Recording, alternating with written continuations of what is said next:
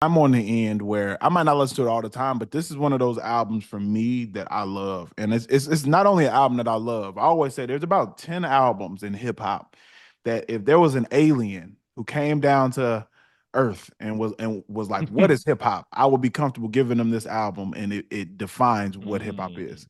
This is one of those albums okay. for me. It's one of those albums where I feel like I could show this to somebody and say, hey, this is what hip hop is, and I would be Yeah. comfortable with them leaving with this is what the genre of hip hop is. There's a few albums Okay. like that. Illmatic is like that with me. Outkast has a couple albums that are like that with me. College Dropout is like that with me. There are certain albums that I think are complete enough, where I think they represent the culture well. And this is one of those albums, man. So without further ado, this is the 25th anniversary of Mos Def's album Black on Both Sides, which is um, came out of the Rawkus Records camp and label, who put out a lot of artists. For anybody who's not familiar with Rawkus Records, they put out artists such as Common, Talib Hmm. Kweli, Pharoah Monch, a lot of the artists that kind of built the formula for what we now see as modern conscious rap music. For sure. For the 90s for sure. So Hmm. what did you think about it the first time you heard this? The first time I heard it, wow, I was probably like 14 or something. Like, so Mm, obviously this came out 2 years after I was born. I'm not listening to this in no. as an infant, essentially. Right. Um, but when I first heard it, I was like taken aback. Like, I think a lot of people who aren't familiar with Mos Def, now known as Yasiin Bey, like whoever isn't familiar with him as a solo artist, more knows him more so as a member of Black Star. I think the first song that introduces you to Mos Def or it's Miss Fat Booty. Like that was the song Yeah. that like introduced me to him. And so I went back to the album. Shout out to Pandora. Pandora, I know people don't listen to Pandora anymore, at least not like they used to, but that introduced me to so many people. Facts. Pandora Oh was my God. cool, man. It was. And so listening through Pandora, this came on, Miss Fat Booty came on. I was like, yo, what is this? Who is this? Right. And so I go back to him. I knew Mos Def as an actor. And what's that hip hop movie that we love with Sanaa Lathan, Oh, you talking about Dick. I know that when they with the label Yeah, with the label. Wow, this is Brown crazy. Sugar. Brown Sugar? So I watched him in Brown Sugar, connected the dots, and to this album, yo, like first hearing it, I was like, this is a really good album. I was in a period phase where I was listening to a lot of like similar like music, right? So late 90s music, early 2000s, I had remnants of this.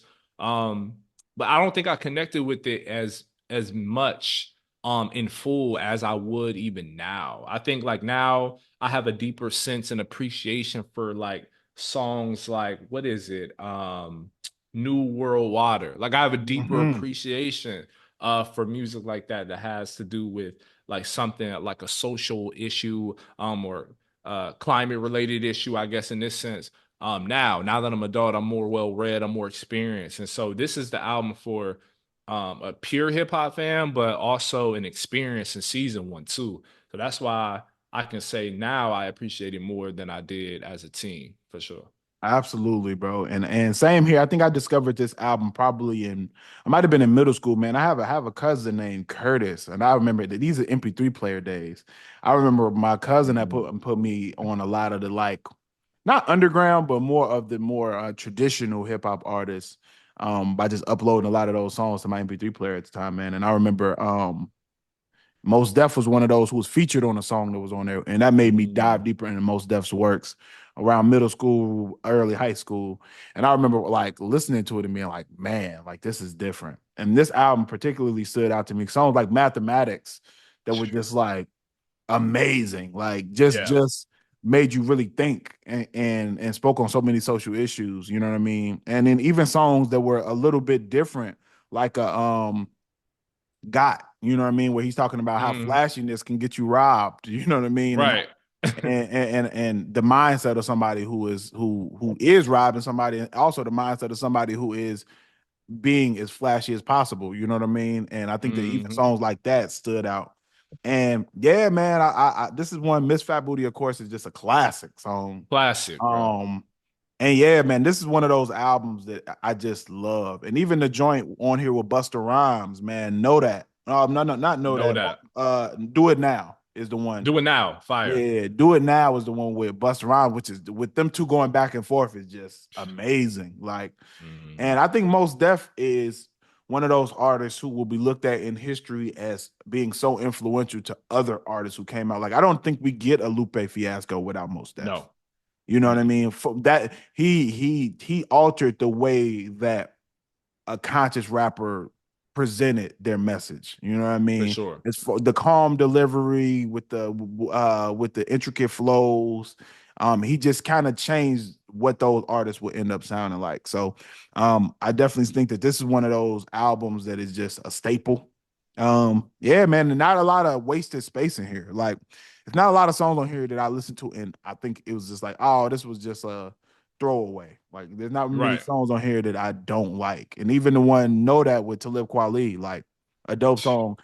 Their project together, man, their project is Black Star together is just crazy. Phenomenal, bro. Another classic album that I definitely recommend anybody who has never heard it. I think it's a self-titled album. I believe it's called Most Def and Talib Kweli presents Black Star, if I'm not mistaken. Yeah.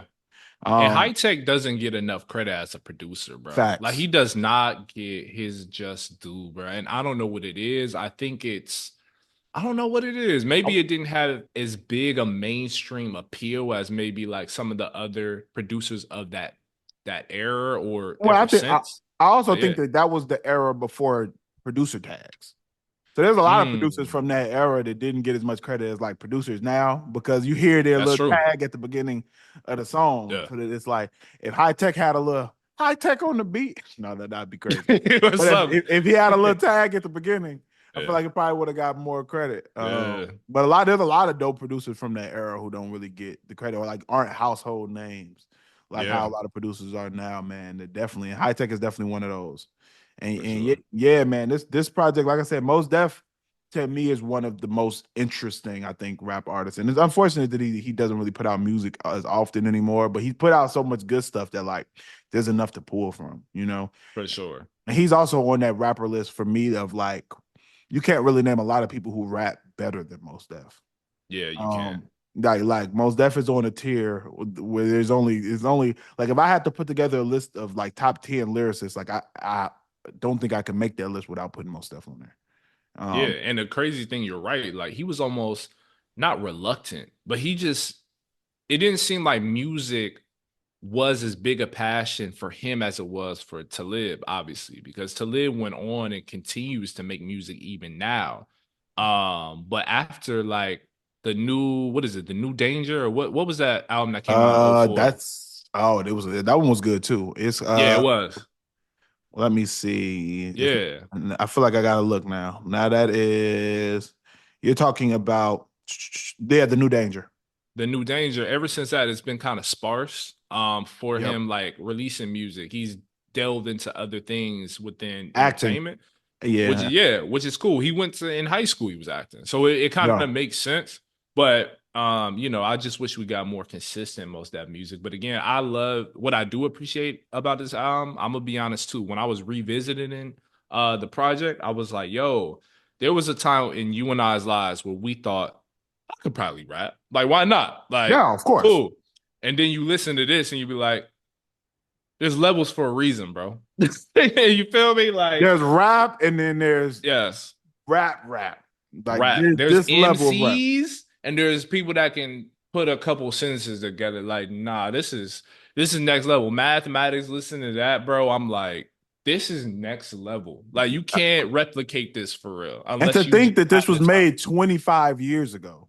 That too, bro. Like Insane. hip hop is around 50, 51 years old. This was made at the halfway point of hip hop. Wow, I didn't even think about that. Like, Wow. like this Yeah. is that early. It's early enough where it's like like I said, there aren't many projects now that are coming out that's where there's somebody rapping on this level Nah. at Nah. all. At all. There's He's probably only different. three artists who can rap on this level who are out right now. And I Yeah. mean, I what Kendrick, Cole, JID, Who else? Kendrick, Cole, JID. Who else, bro?